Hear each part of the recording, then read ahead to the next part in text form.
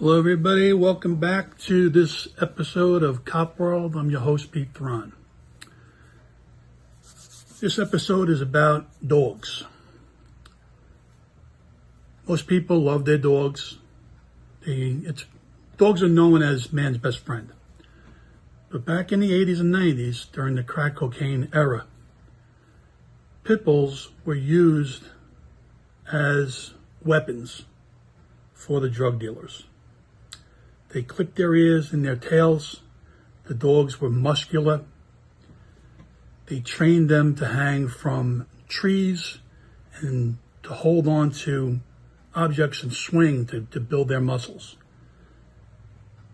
The dealers even sprinkled gunpowder into the dog's food.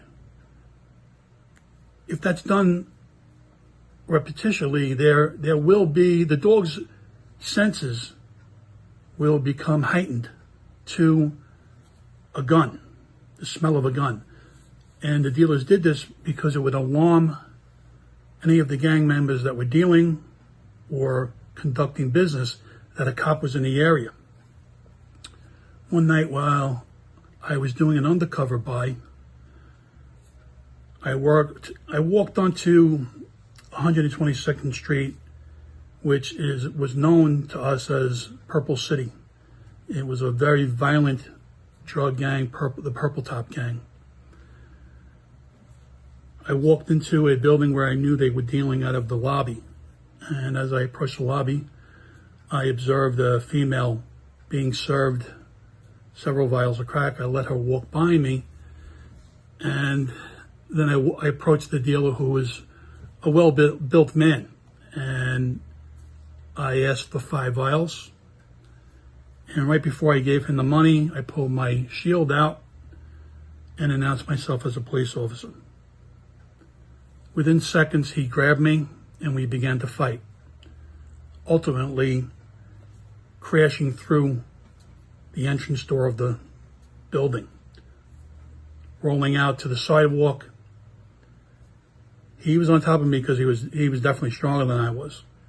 And at that moment, I was looking to the left, and my eye caught the drug gang's lieutenant leaning against the wall, and he was holding a muscular pit bull. It was on its leash, a short leash, and it had a spike collar on it.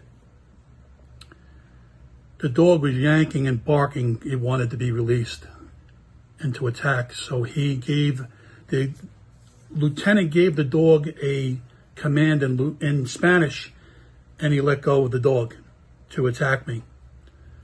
It was heading right for me.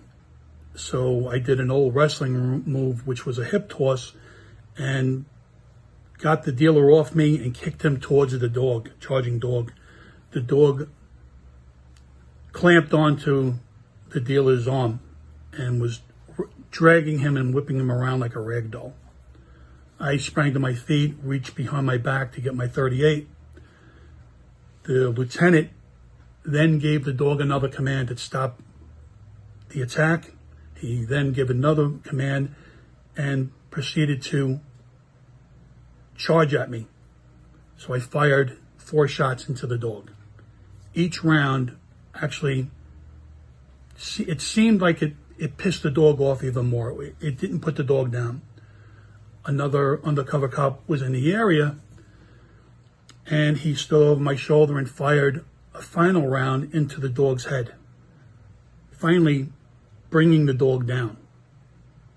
To my belief, I couldn't believe what I was seeing. The dog was still alive and whimpering in pain. So I went up to the dog and I fired my 5th shot, which was a kill shot, to put it out of its misery. In those days, I think maybe even now in NYPD, the patrol guide will state there is no mercy killings. But I felt that I had to do that at the time. I did not want to see a dog suffering. It bothered me that I had to shoot this dog. When a police officer performs their duty, they only have seconds to react to a dangerous situation. It could be 1 or 2 seconds. So picture yourself as a normal person, then being a cop and being in a situation where it's life-threatening and you want to go home to your family. Just 1 or 2 seconds, and that's it. They have to react. There are no take-backs in a cop's life. They can't take back what they did. I have myself owned a pit bull, and the pit bull was so friendly and a joy to be around myself and my kids. So it's not it's not the breed that's violent. It's how the dog is trained. If the dog is trained the right way, they are the most lovable animals there are. I really hope that you enjoyed this episode. It was a little short, but we have more coming. Have a great day and stay safe.